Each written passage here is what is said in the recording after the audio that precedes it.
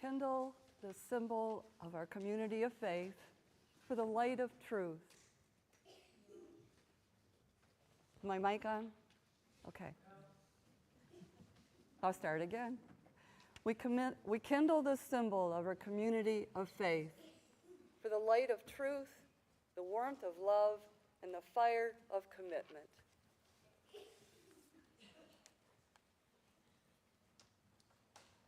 Good morning. I'm LB, your Director of Music and Worship Arts. My pronouns are he and him. And we will begin this morning with the hymn found in the Gray Hymnals under 96, I Cannot Think of Them as Dead.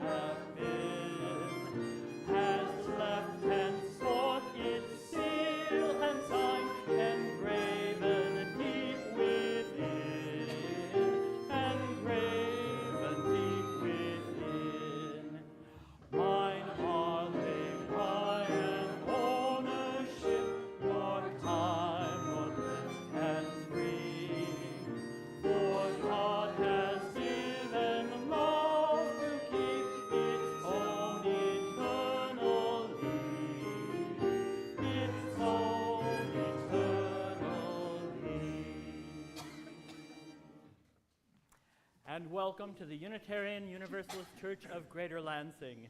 We are delighted to have you here with us this morning. We believe that Black Lives Matter. In fact, we do more than believe, we know that Black Lives Matter. And we acknowledge the fact that our building sits on the traditional lands of the Anishinaabe peoples, which was ceded in a treaty almost 200 years ago. We do not tell you what to believe. We do not tell you how to worship, but we do support you in your spiritual journey. So whoever you are and wherever you are on your spiritual journey, you're welcome here. We have a couple of announcements this morning. The first, the pledge drive for the 2026 budget is officially starting today. After the service, there will be a table in the social hall with information, pledge team volunteers to answer questions, and a secure box for paper pledge promises. Email or postal mail was sent to all members and friends last week. If you did not receive an invitation to pledge, please let someone on the pledge team know. Also, stay after the service today for a second Sunday information meeting at 11:45. The treasurer and finance team will present an update on current finances and a summary of possible elements in the 2026 proposed budget, with feedback requested from congregants. And I also want to have a special shout out today to our tech team, 3 of whom are in the booth this morning, who do a phenomenal job. You have no idea of the things that they have to deal with every single week, not least of which is being me. We do have people, thanks to the tech team, who are watching at home, either right this minute as we're speaking or later during the week. So let's all turn and say hi to them in the center camera, and then take a few moments to greet each other in person here.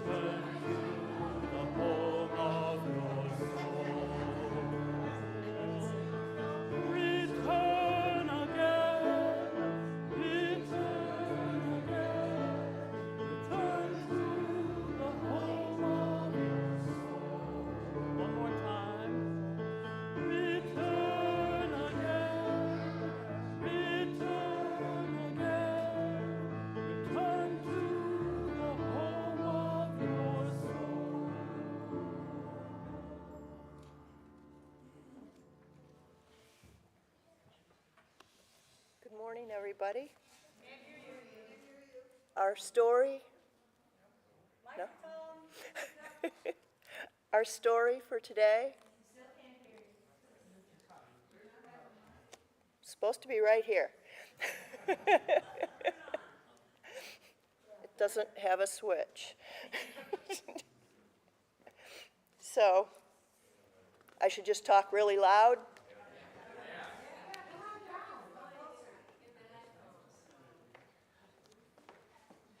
What? Not sure. So Marge is going to read the story while I go back to the booth and see if we can figure out what's going on. Okay. Well, the story that I'm reading is called The Next Place. It's a lovely story by Warren Hansen, also illustrated by him, I think, because it doesn't have anybody else's name on it. The next place that I go will be as peaceful and familiar as a sleepy summer Sunday and a sweet, untroubled mind.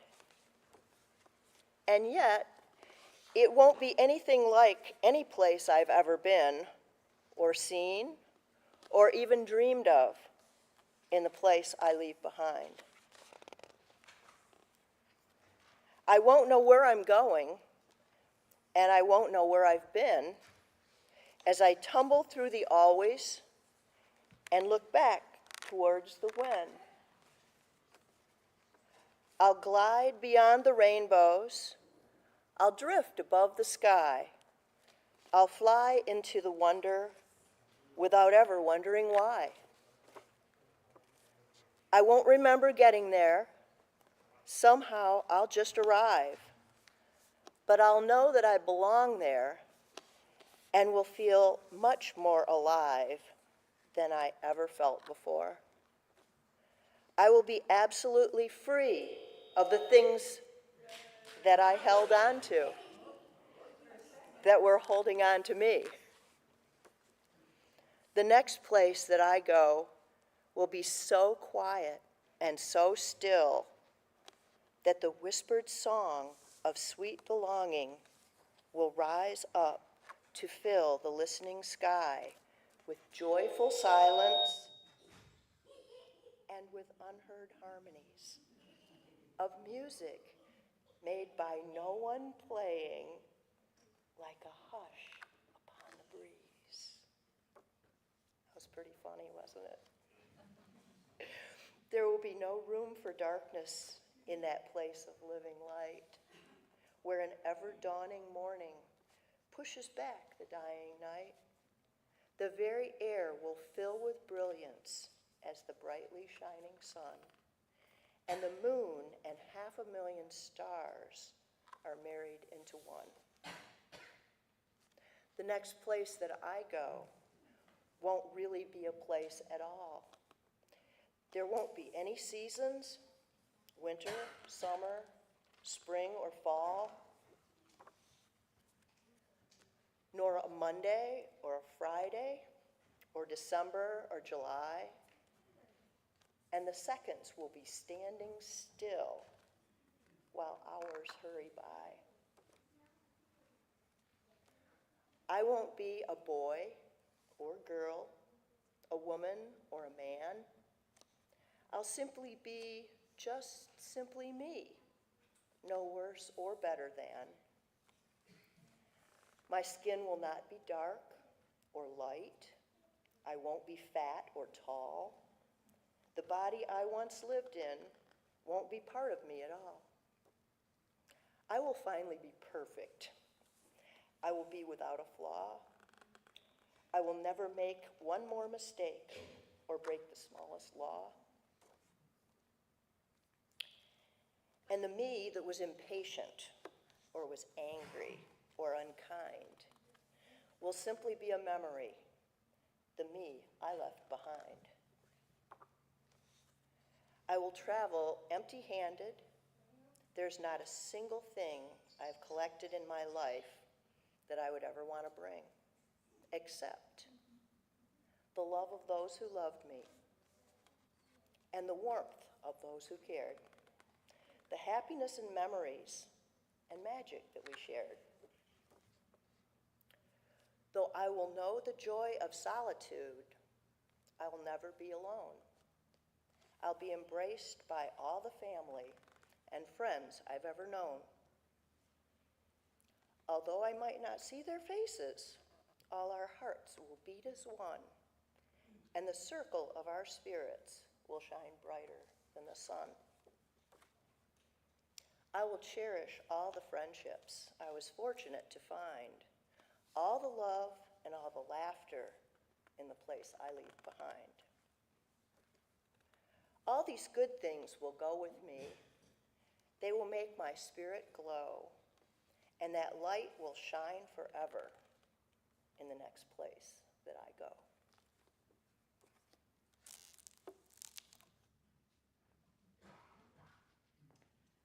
And now, as the students and their volunteers go to their activities down the hall, we'll all sing. Shall go out with joy and be led forth with peace. The mountains and the hills will bring forth before you carry shouts of joy, and all the trees of the field will clap their hands. And all the trees of the field will clap their hands. The trees of the field will clap their hands. The trees of the field will clap their hands, and you'll go out with joy. Good morning. My name is Vicki Potter, and I'm serving as worship associate this morning. In today's service, we will explore some of the mysteries of life and death through music, meditation, stories, and even some neuroscientific facts. When I seek answers to the mysteries of life and death, my instinct is to search for them through the lens of love. I'm speaking of love as a verb, and to act in love requires me to develop an interest in what I am unfamiliar with and to be open to transformation. Life itself is a process of transformation. Some also view death not as an ending, but a transformation from one state to another. No one can say for sure what happens to us when our bodies die, but we can share our thoughts and our experiences to gain a fuller understanding of what might be. Reflecting on the mysteries of life, on her website, healingbrave.com, Jennifer Healy writes, quote, "Death is a part, not the whole. Pain is a part, not the whole. The part is never greater than the whole. Even in the darkest moments, there is something awesome to behold. It is life. Even in the face of great loss, life continues. A continuation has occurred, and maybe it's not death in the way our society calls it. Maybe death is a reorientation, a cue for some new expression of life. One of the most challenging and life-giving practices I've adopted is what I call unlearning death. Being open to the mysteries of life isn't just a choice that makes me feel better, it helps me grow and listen to what everyone thinks with less judgment. This openness inspires my work and enhances the connections I feel with others who often have different points of view," unquote. Knowing with certainty is useful in many areas of our lives, but how dull and dreary our lives would be without the mysterious and the unknown.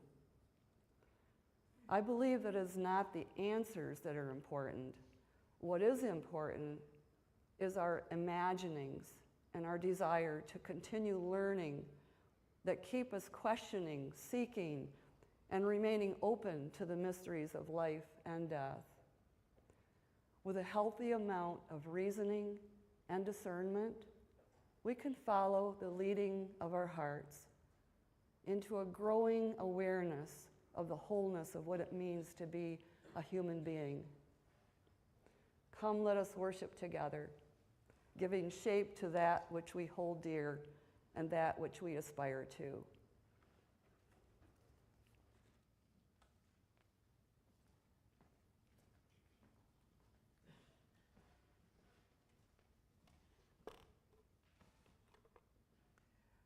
This morning, we light a candle in memory of Ted Kinney, a member of our community who has recently passed.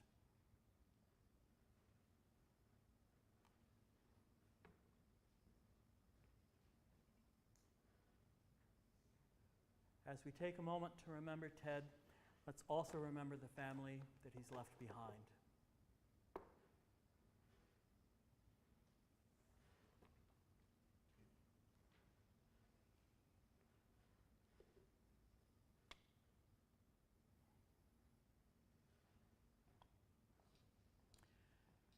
Every week we come together in community to celebrate and support each other here during our worship service. A big part of that is our Touchstones ritual, where we invite you to come forward in the middle aisles, take a stone, infuse it with something important to you, a joy, a sorrow, a care, a concern, excitement, a wish for the community.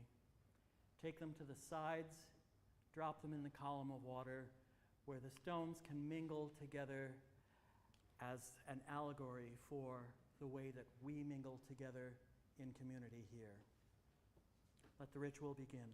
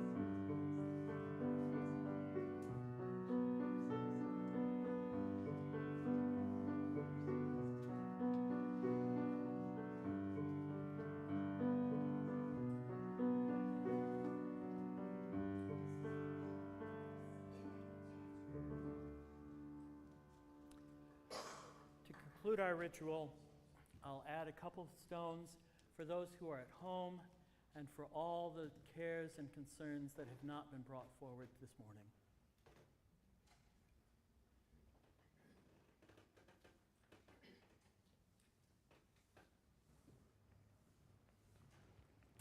I have a guided meditation I'd like to share with you this morning. Make yourselves comfortable by settling into a relaxing position. And we're going to begin by using our breath to find a place of stillness. As we begin, gently close your eyes and become aware of your breath. Inhale deeply. And as you exhale, let your shoulders relax and your belly soften.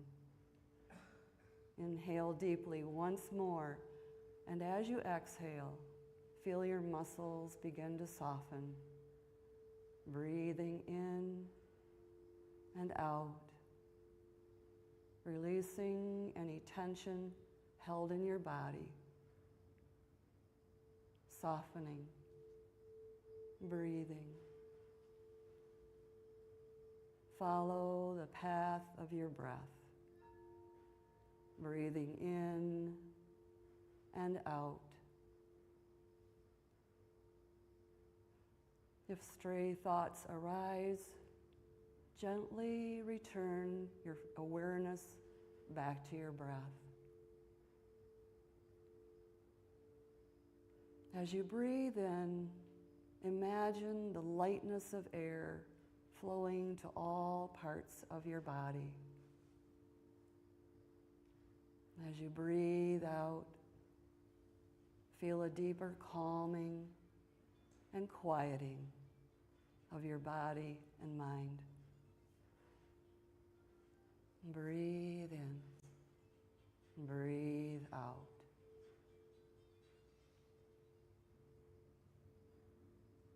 That hymn we sometimes sing asks the questions, where do we come from? Where are we going? We ponder the many mysteries of life and death, sometimes in solitude, and other times in community. Yet always questions remain. We arrive here on earth, a spirit in human form, each one of us a unique aspect of that wondrous and mysterious source of life that holds us all with love. As a human being, we experience life through the body, mind, and spirit.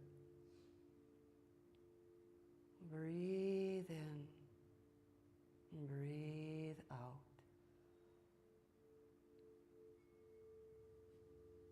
We sense the world around us in many ways, even beyond the 5 basic senses of sight, sound, taste, smell, and touch. Our natural instincts and intuitive insight allow us to sense vibrational energies around us, helping guide us in the choices we make. Everything in the universe is composed of energy, even thoughts and feelings. With expanded awareness, you can sense the energy that emanates from you. Think of how it changes as you encounter different situations and people throughout your day.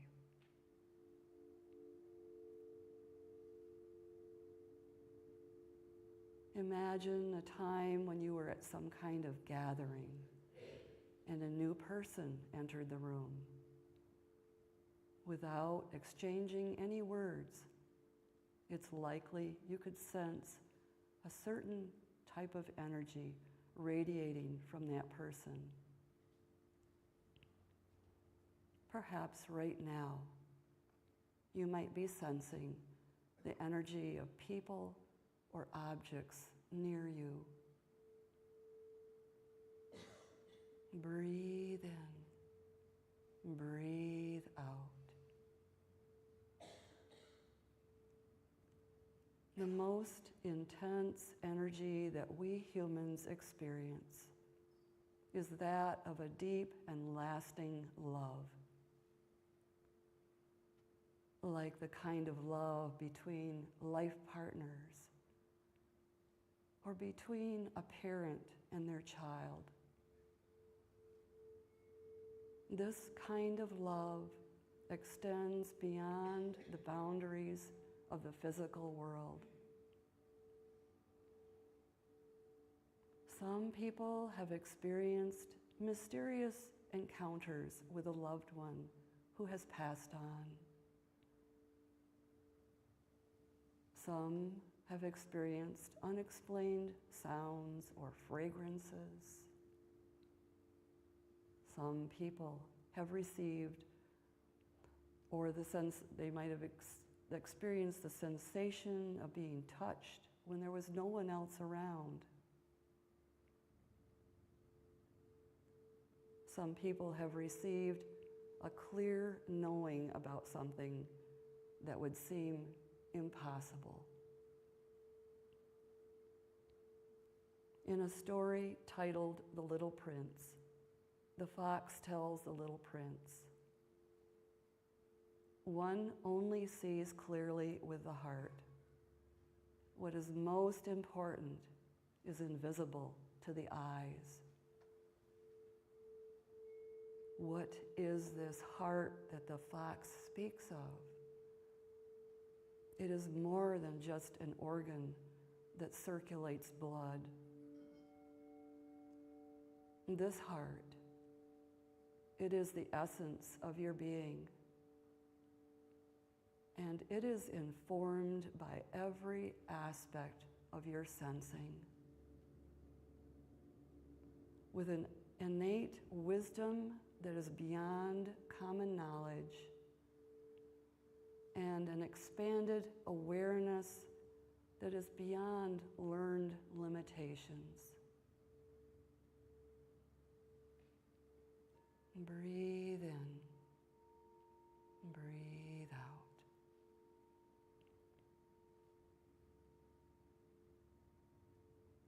Are encounters with those who have passed on only the heart's imaginings?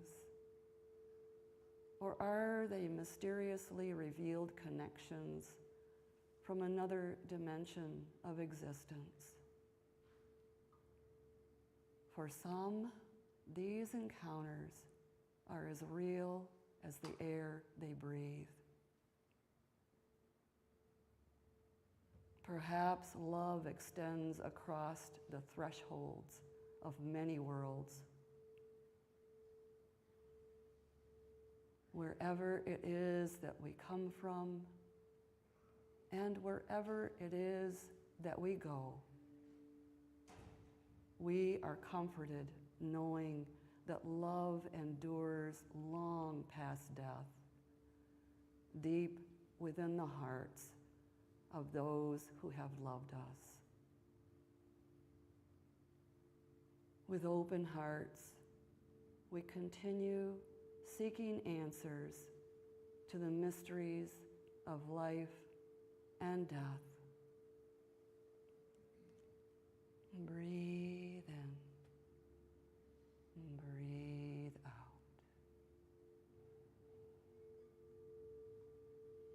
Breathe in, breathe out.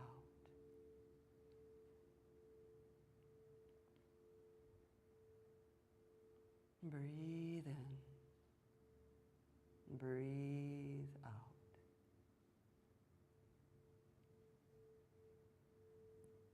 As we end our meditation, center your awareness back into your body. Begin to stretch your fingers and toes and gently move your body. When you are ready, open your eyes and greet the moment. Namaste.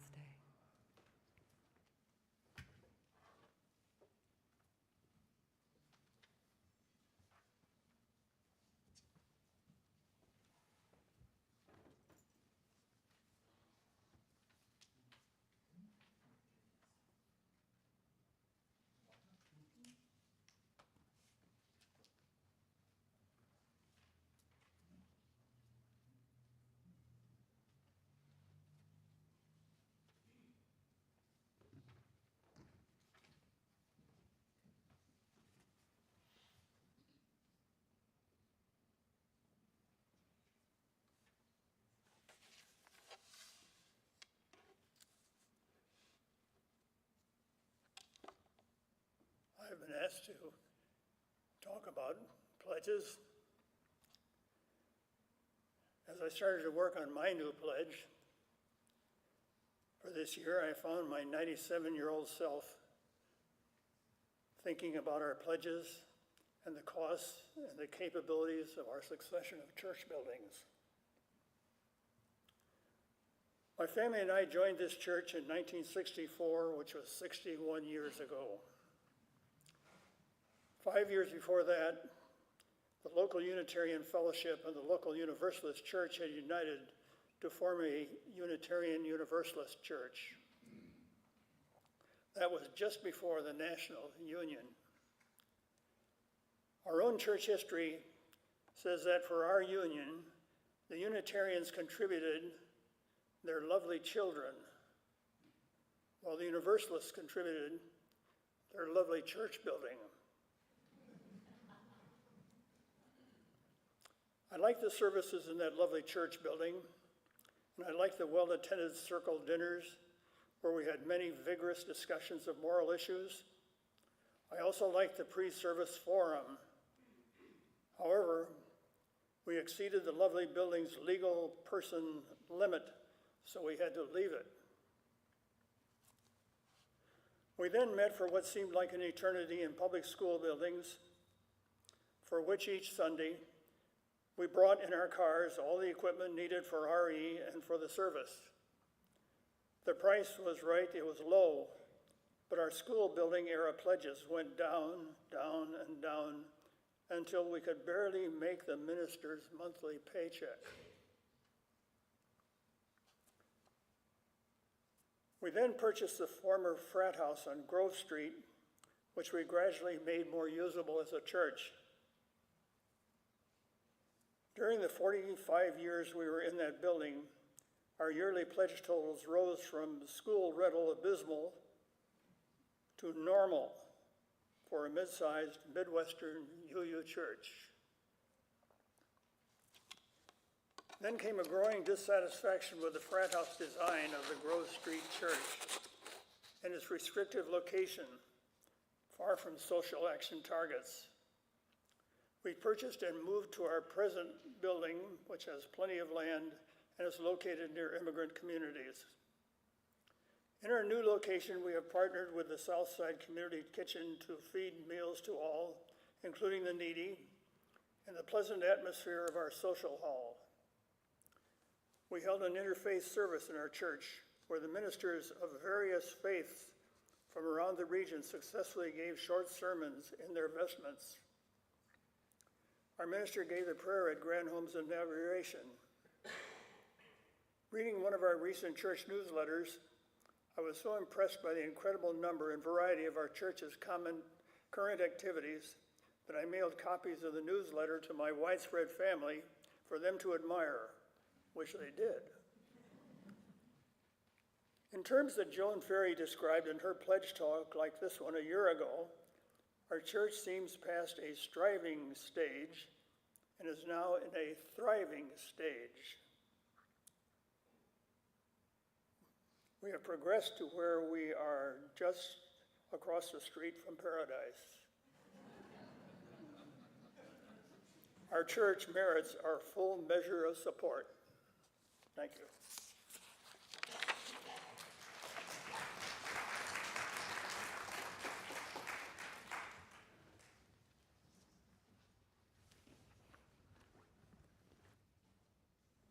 It is our practice to give generously of our time, talents, and treasure to this church and to share those gifts with our community partners. Our special plate collection for the month of September is Helping Women Period, an organization that partners with over 150 organizations to deliver over 1 million menstruation products a year to financially insecure or homeless women and girls throughout the mid-Michigan. On the backs of the chairs are pockets with envelopes for donations that can go in the baskets as they pass. You can also donate online using the web address or the QR code on the screens. Please designate if you would like your donation to go to the church's general fund, the endowment, or our special plate collection. All undesignated contributions will go to Helping Women, period. We will now gratefully receive this morning's offering.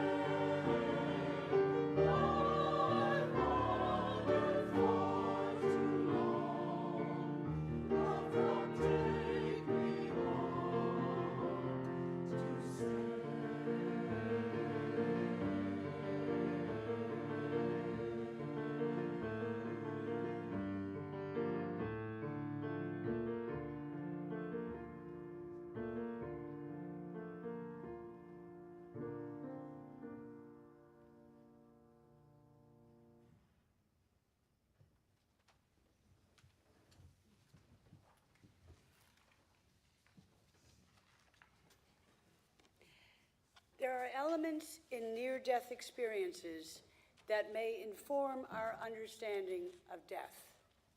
I find this comforting.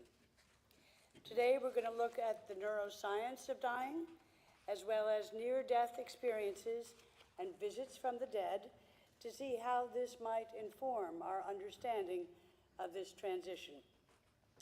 We'll look at the various elements anatomically, mythologically, and with physics, although the physics is really over my head.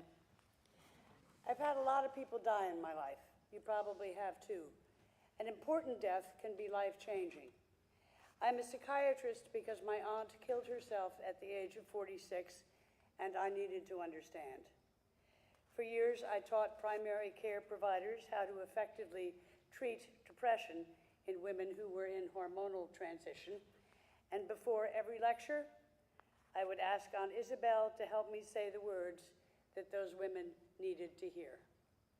So I'm going to tell you what I learned. It's helped that my sister wrote a book 20 years ago about near-death experiences and helped me make some connections. Death is a big topic for most religions, mythologies, folklores, and some psychologists. Unitarian Universalists are more interested in the living. The promise of heaven for Christians, the Elysian, I'm going to pronounce that wrong, Elysian fields of Greek heroes, the great sea of Vishnu for Hindus, hasn't been much discussed here. Let's review the basics with a case. A man came to see me who had been in a horrific car crash while he was drunk. The other guy died. This man's pelvis and both legs were broken in multiple places, and he ended up in jail for some time. When I met him, I asked if anything odd had happened during his unconscious period. He had a rather typical near-death experience and had never spoken of it to anyone. He saw a glorious light, went through a tunnel, felt an enormous peace, and encountered his grandmother and grandfather, who were utterly themselves. Grandma looked and talked like Grandma and told the young one to go back. It was not his time. Let's unpack the issues in sequence. There are 4 parts to consider, physically and mythologically. 1, the person who is having this experience is dying. In terms of his consciousness, what's happening? 2, where do the lights and the peace come from? 3, does Grandma exist as herself in some other realm, able to appear when required? And 4, how does Grandma find the person who is dying? Kathy Lovell is going to start us off by describing what actually is happening in the brain as a person dies, because this is also over my head. So near-death experiences, or NDEs, occur in about 10 to 20% of cardiac arrest survivors. Although each NDE, near-death experience, has unique characteristics, there are many commonalities: a peaceful feeling and seeing a bright light, as Zabby described, as well as out-of-body experiences like looking at one's body from above, meeting loved ones, living or dead, or a review of lifetime memories. NDEs are real, intensely felt experiences. To the person undergoing it, the NDE is as real as anything the mind produces during normal waking or dreams. Many neuroscientists operate under the hypothesis that all our thoughts, memories, and experiences are a consequence of activity occurring in the brain rather than of any supernatural events. The neuroscience challenge is to investigate the mysteries of NDEs within a scientific framework. And one explanation is that the brain does not immediately lose all function when it is deprived of oxygen, as once thought. There may be activity changes in local brain regions at different times during a heart attack and resuscitation. The mind, whose functioning relies on whichever collection of neurons remain intact, then does what it always does. It tells a story shaped by a person's experience, memory, and cultural expectations, using the neuron connections in the brain regions that are active. In animal experiments, scientists can measure brain electrical activity and neurotransmitter release in rats after their hearts stop beating and their brains lose oxygen. The rats undergo increased electrical activity and release of a lot of specific neurotransmitters for a few minutes after their heart stops beating. What happens in humans is hard to determine. Recently, brain electrical activity has been measured in 4 patients who were comatose and then taken off ventilator oxygen life support following family permissions and ethical procedures. The electrodes were attached to the head of each patient, like an EEG done to study seizures in patients with epilepsy. In 2 of the 4 patients, there was an increase of activity in the dying brain after the oxygen support had been removed. Areas that had been nearly silent while the comatose patient was on oxygen support suddenly started to generate high-frequency electrical signals called gamma waves, which are normally associated with consciousness or with dreaming. So let's look briefly at the functions of the brain to understand where this activity occurred. So the brain is divided into 4 main parts of the cortex, shown in different colors. Each lobe has lots of functions, but some of the major ones are indicated, and we will focus on sensory information. Hearing is located in the green temporal lobe, touch is located in the yellow parietal lobe, and vision is located in the purple occipital lobe. After each type of sense is processed in many ways, the information is then integrated into a multisensory experience. For example, you see your grandma in a chair and you hold her hand while she is telling you stories or giving advice. And the region of sensory integration is shown in the circle and is called the temporal parietal occipital junction, or TPO junction for short. It has other functions, including the comprehension of our own body as separate from others, and its situation in space. It also connects with memory regions and is a zone involved in consciousness.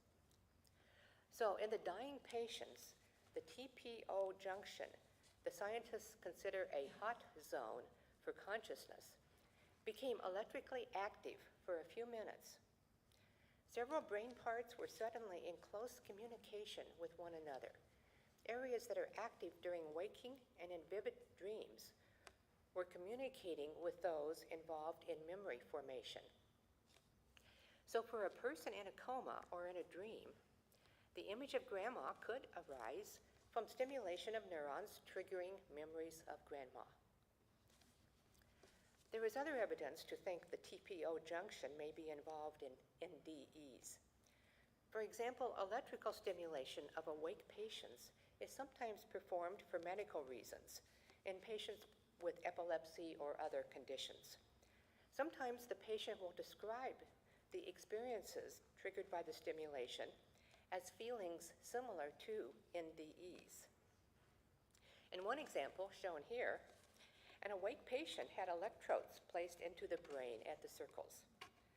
During stimulation of parts of the right brain TPO junction, shown in red, the patient consistently reported out-of-body experiences. So electrical activity that occurs in the dying brain may trigger memories and create mystical sensory experiences. And this may involve changes in specific neurotransmitter systems. So similar types of feelings can occur when people take psychedelic drugs that affect specific neurotransmitters. That is, they often report mystical and out-of-body experiences caused by the drugs. So in conclusion, results from neuroscience have suggested the possibility that NDEs may be created within the brain. The research includes animal studies, research on psychedelic-induced mystical experiences, recording of electrical activity in the dying brain, and data from fighter pilot testing under gravitational stress with decreased brain oxygen. So a heart attack or serious accident causing sudden loss of brain oxygen may trigger brain activity that produces the experiences of NDEs. And this activity may lead to memory formation, so that the person will remember those experiences and feelings as real. These experiences could be called hallucination-like phenomena from a brain in an altered state of consciousness. However, what we know now does not explain all the mystical experiences that Zabby will describe. And I, too, have had an out-of-body experience in a moment of being extremely overwhelmed. There are a lot of mysteries we cannot explain and questions we cannot answer. And I agree with physicist Richard Feynman, who said, "But I don't have to have an answer. I don't feel frightened not knowing things by being lost in a mysterious universe. I would rather have questions that cannot be answered than answers that cannot be questioned."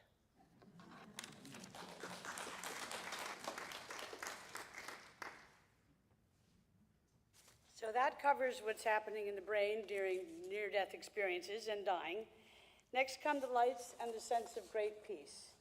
Many of the books of the dead, Egyptian, Tibetan, and others, state that the soul is granted a glimpse of God's divine presence, which generates peace and serenity.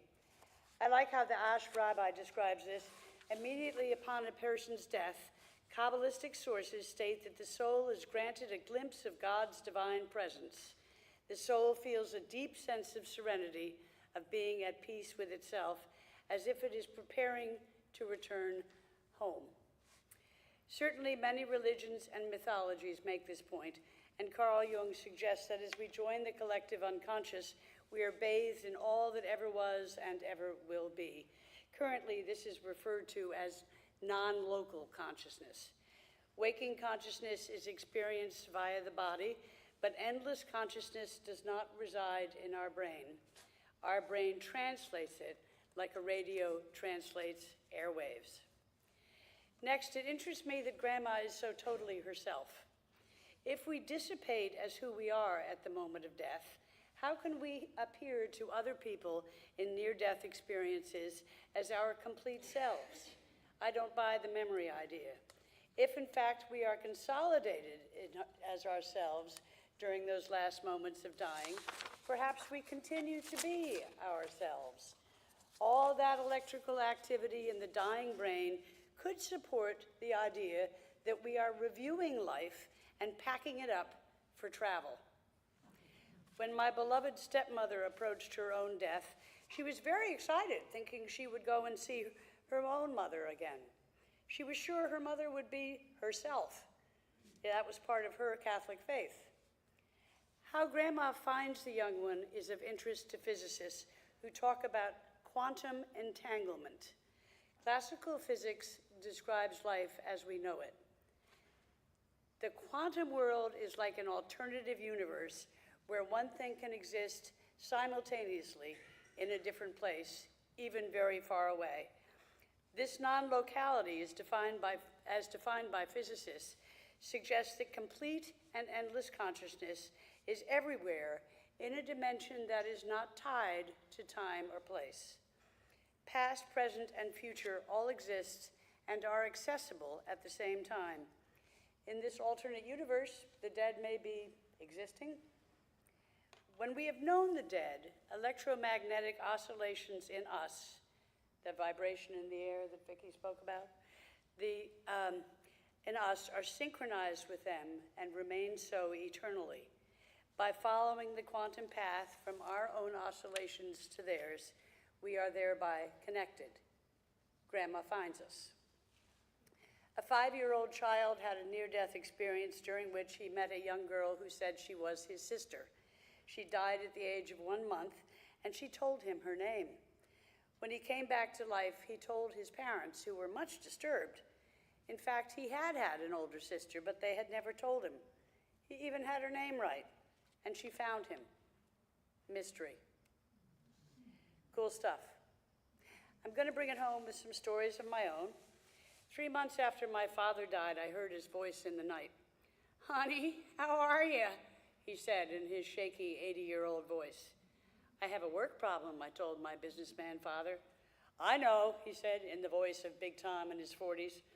A business is like a row of books. The person at the top of the company and the person at the bottom of the company are the bookends that hold the books upright so the workers can do their best. My receptionist had been arrested for the third time and was looking at potential jail time, and I was trying to decide what I should do. This is not a metaphor that I would ever have thought of in my wildest dreams.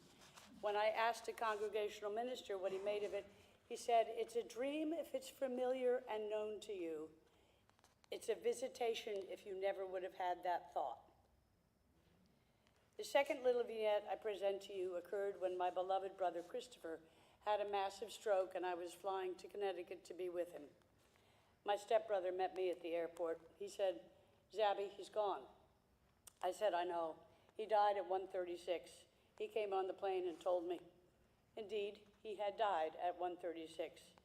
Between dying and departing spiritually, he took the time to come and say goodbye. He loved me. The suggestion that there is a pause between physical death and spiritual departure corresponds with my experience. In Judaism, it takes a year for a soul to reach heaven, and during that year, the family observes certain rituals to speed and comfort the dead, just like the Buddhists. Amazing how remote mythologies come up with the same perspectives. Mahayana Buddhism in Tibet believes this sequence goes on for 49 days after death. The Book of the Dead is read to the dead to guide them through what is called a bardo state. In the first bardo state, the self separates from the physical body and is surrounded by an intense and blinding light, which it names, quote, "the radiance of the clear light of pure reality." In the second stage, the self meets angel guides. These are similar to what have been described by near-death experiencers. When my mother was dying, and in her last 6 or 7 hours, she was joyfully greeting things that only she could see in the corners of the room. They were clearly very familiar and welcomed by her.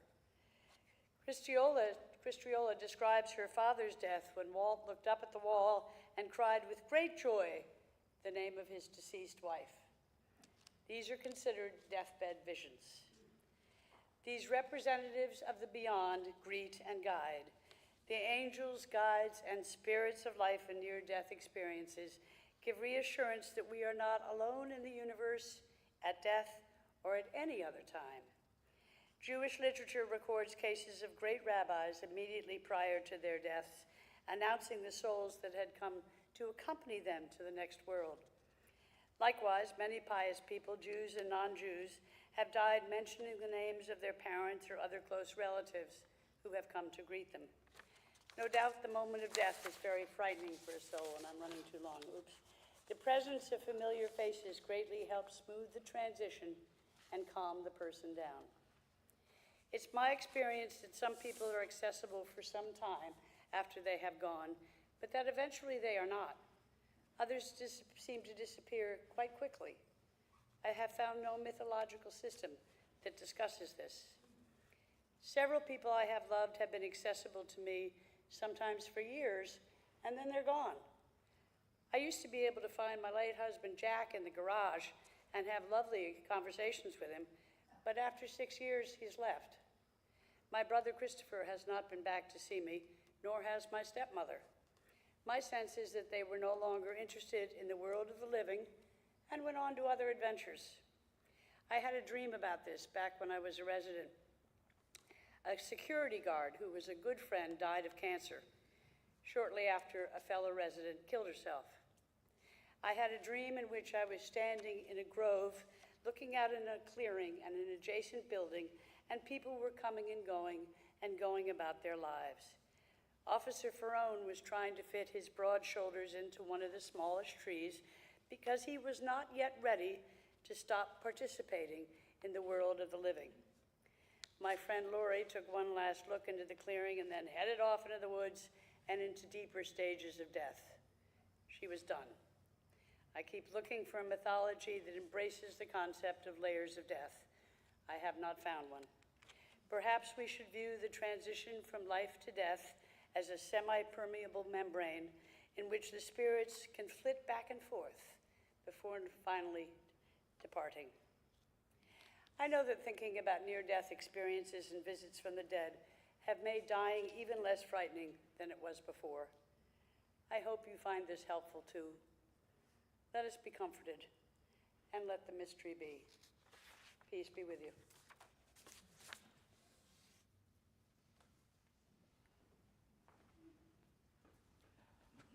When Zabby and I started talking about this service a month or so ago, and I found out what she was going to be covering, the first thing that came to my mind was Abide with Me.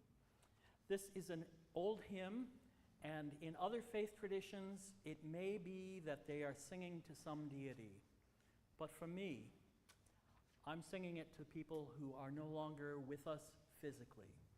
And in fact, it was with that understanding that my mother and I decided to use this for her memorial service before she died in 1999. Please join together in singing number 101, Abide with Me.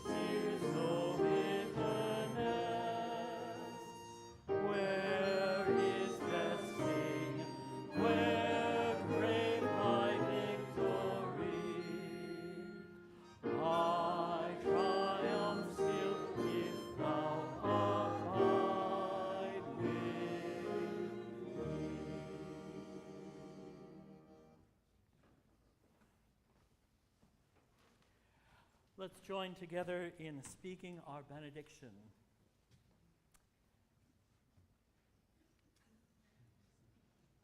Which will be on the screen in a moment. As a religious community, inspired by awe and wonder, we nurture spiritual growth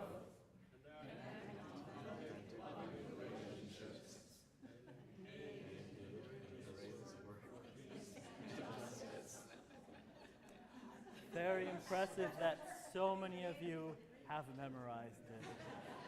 It's good that you have internalized the meaning of our church's mission. Don't forget, after the service today, if you exit through these doors, you'll be able to greet Kathy and Zabby and Vicki and tell them what a wonderful job they did. There's a coffee hour in the social hall.